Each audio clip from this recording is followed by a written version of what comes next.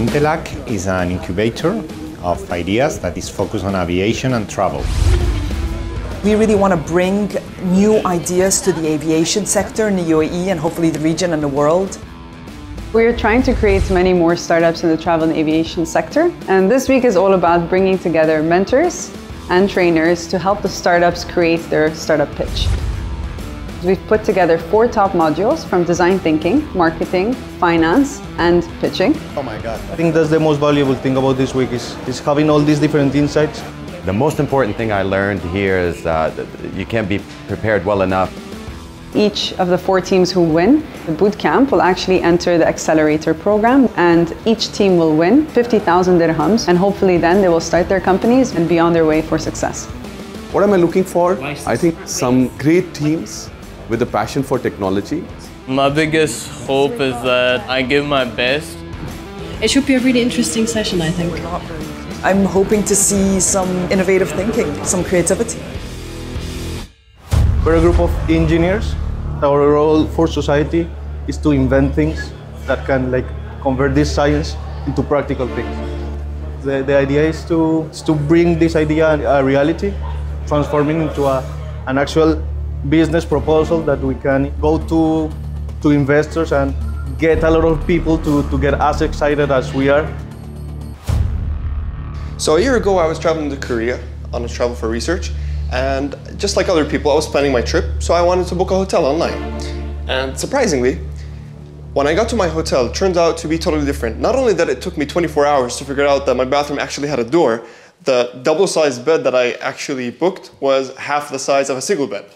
So what if I was able to grab a kit just like this one and take a walk into that room and figure out for myself how does it look like for real? This is virtual reality. We are going to provide a very simple solution. We're going to let companies decide what is the content they want their customers to be able to see. We will do the shooting all the way from the beginning to editing and converting it into media that is compatible. So we're going to produce a very affordable content, and it's going to be very smart, replacing all the mainstream and very traditional media into something smarter and more advanced. So the market size is getting huge. This graph is from Digicast, and they actually expect by 2026 to have that the virtual reality industry will be a $40 billion industry. And Deloitte for next year is expecting a growth of $1 billion, 30% of which will be the creation of content of virtual reality, and that's where we want to target. So what we're going to do is pretty simple. We'll have a set of equipment that let us come to your company, come to your setup. Either you are a tourism attraction, you have a kayak that goes into the mangroves, or you have a roller coaster, or you have a cabin in an aircraft. It doesn't matter the size. We'll come to you, we'll design with you a virtual experience, and we'll film with you this experience. So we will make all the production, and we'll have a product that is ready, either as an advertisement to put in YouTube or Facebook, which are platforms that are already supporting this kind of technology, or you can use in social media, and we will create this channel of communication that will let us make a design that is focused on each one of the needs that they have. How would you prevent some other 4 members or 5 members of a team actually entering into the market and disrupting you? Because anybody can do it, right? It's low entry.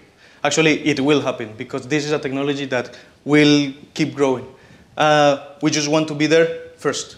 We want to be there to set kind of the standard of how is it done and be there first in the region. You talked earlier about the point on how you're going to let your customers choose the content that they want to develop, but you're going to deploy the production. And how do you think you're going to keep that in control from a financial point of view if you're leaving the choices on what type of content the customer wants to generate? The important part is that we're going to focus on a localized market. As we grow up, we will need a good network with marketing agencies, with other producers that will let us keep on gaining new markets. So your main differentiator, you plan to be the content itself, the way you produce the content. Indeed. I think we actually expressed the idea completely. They understood what was the idea, so it went well. It went really well. So I like the idea. Nice. But they have a window of opportunity. They are fast. enough, they can create like a niche, but then... I think the hard part also is the scalability in terms of content generation. Exactly. It's to stay cost competitive is going to be tougher for them versus others who already have the... But what is true is that the technology is becoming cheaper and cheaper, so the way to have a 360 camera and to capture, so it's not that difficult, but... They need to crack the code on how to stay cost competitive on the content generation. The idea is good. Very, very optimistic that we're going to come out very successful, extremely successful. The basic of the idea goes to the airline crash. Passengers, instead of saving for their lives, started running for their passports and the money kept in their overhead bins.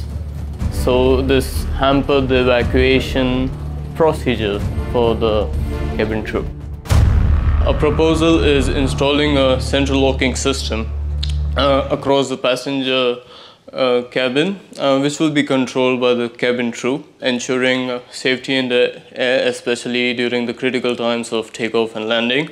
According to the Federal Aviation Administration, it has a 90-second rule wherein you need to get out of the aircraft in times of emergency within 90 seconds. So how does the system work? With the help of our engineering team, we came up with the solenoid lock mechanism for the overhead compartments. To enable a feature, this system needs to be reprogrammed with a lock and unlock system. So that the cabin crew can control the electromagnetic systems. Well, the financial model, we're all aware that 777 is one of the hottest products in the market today, in the aviation market today. And so we're trying to orient our engineering service more to providing or retrofitting such systems on a 777, along with other aircrafts, other types of aircrafts as well. So that's the solenoid cost, the cost of the solenoid lock that we have deployed. So in dirhams, in dollars, it comes to about 10.35. So that's how much it's in dirhams. Our business objective is to standardize this whole product into the aviation industry, and finally, safety. Aviation safety is paramount, and this product will enhance it. On the final note, I would like to add that with our idea pitched, we are now ready for takeoff.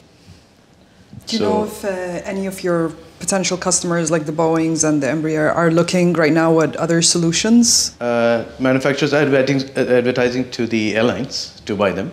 So there is a demand in the market exactly for such a product or service that we provide. So that's a fairly significant engineering job, right? You'll have to go through the aircraft and fit it up with all of this. Yeah? We are thinking this can be retrofitted on a B check, the 3-day check of the aircraft. Mm-hmm. So in about 72 hours, you should be able to retrofit. So 72 hours, yeah? You estimated it takes around 72 hours to get the whole thing done. Retrofit it done, yeah.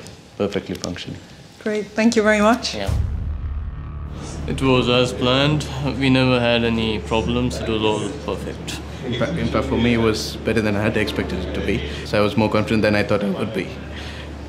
I love it. It's smart. Novel idea, really. It's very good. It's we go every day, we see those bins. Yeah. You see all the headache, and it doesn't come to us, But really novel idea. Yeah. I like the fact that they're thinking about the manufacturer, because to go airline by airline on the retrofit is just too... a nightmare. It's a nightmare. But on the manufacturer, it's very consolidated. Yeah. Also safety-wise, so many people open the racks before the taxi stops. As you know, all of these headaches are there. Yeah.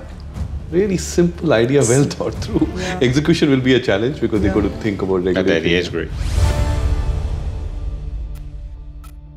Little Voyage is a startup that was created by a group of travelers. And this group of travelers came together and started going on amazing trips. And we had a bunch of our friends and people that we knew started saying, well, we want to go on these trips as well. So we thought, okay, how can we take these experiences we're having and share this with other people? So then we looked at how to build this into a business. We looked at how this might make money and started to actually take it really seriously. And I think that's kind of where we are today, is looking at how can we serve a larger community of travelers, like the millennial traveler, and create meaningful experiences by traveling to unique destinations around the world.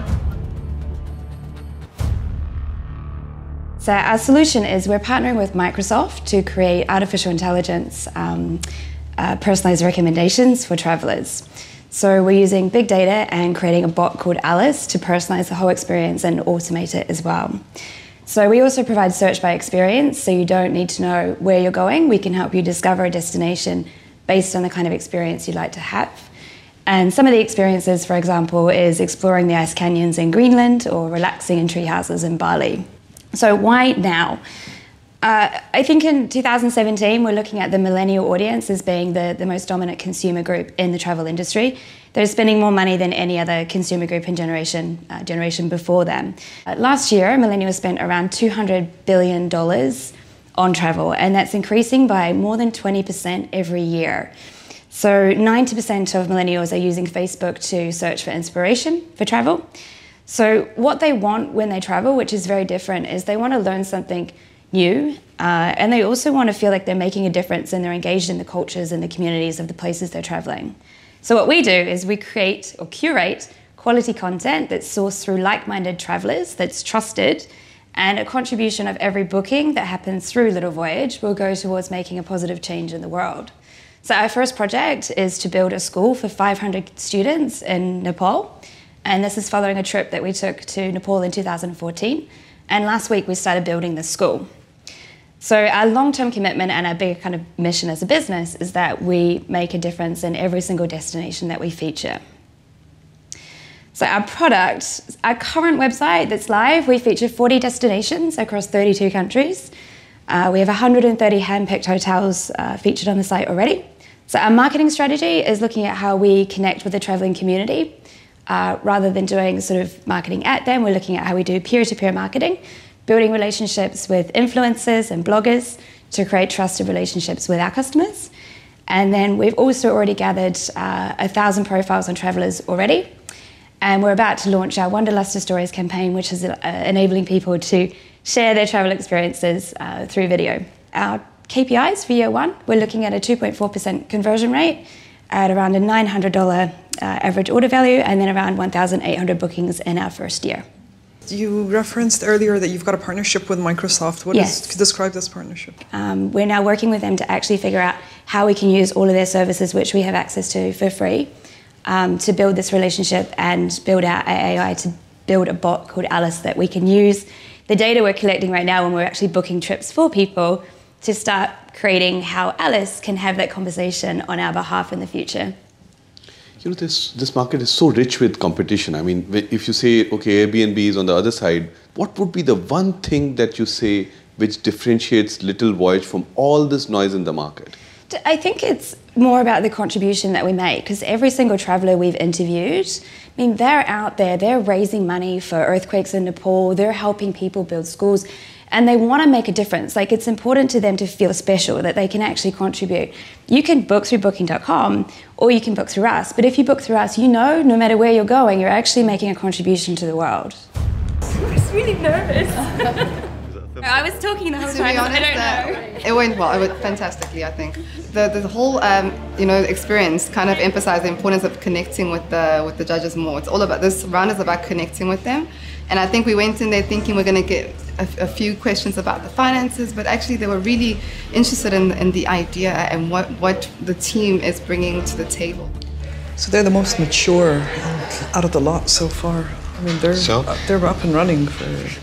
Yeah. I think that there are innovation threads of, okay, let me try CSR with it. And perhaps I think the only other innovation for me was, let me only target one segment, millennials. If they stay focused, they have a chance. Otherwise, the market is so, millions and scores of these people trying to do it. It's another app. Yeah. But still, I think from an execution perspective, they seem to be more ready than others that we've seen. Yes. Yeah. Luggage is a pain. Because of luggage, I had a miserable last day in Georgia when I was on vacation with my wife, because the hotel was so far away from the airport and I had to drag my bags around the entire day. And it was that trip that I started thinking, why am I handling my bags the same way people used to 60 years ago? And then with a bit of research, I realized that luggage is a pain for hotels as well. And this is when I thought there should be, or we should create a service that handles people's bags when they're traveling. The way it works is very simple. Customers place a very simple booking in our app. They simply have to drop it with the concierge and then arrive at the airport luggage-free and collect their bags. While the customer is enjoying their day, we pick up their bags in our vans, we securely seal it and lock it with our proprietary locks. we store it, and all of this process is managed by a driver app which automates the process and gives the customer live notifications at every step of the process. The market is definitely calling for it. Based on IATA survey, 26% of customers expect their bags to be delivered from their residence to the airport. Based on the survey we conducted, it's actually much higher, up to 60%. Hotels definitely need it. The market is stagnating, and hotels need to find ways to differentiate their guest experience and to reduce costs. Based on our assessment, we believe that the market for our service is around 450 million dirham. Capturing only 10% of that potential in 7 years, which I believe is a conservative estimate, allows us to become a 45 million dirham company in 7 years with an expected net profit of 15 million. Based on the infrastructure we have, there are so many things we can innovate in. And if we start thinking of Dubs storing for you, Dubs packing for you, Dubs checking in and out for you from hotels, there are so many things we can do.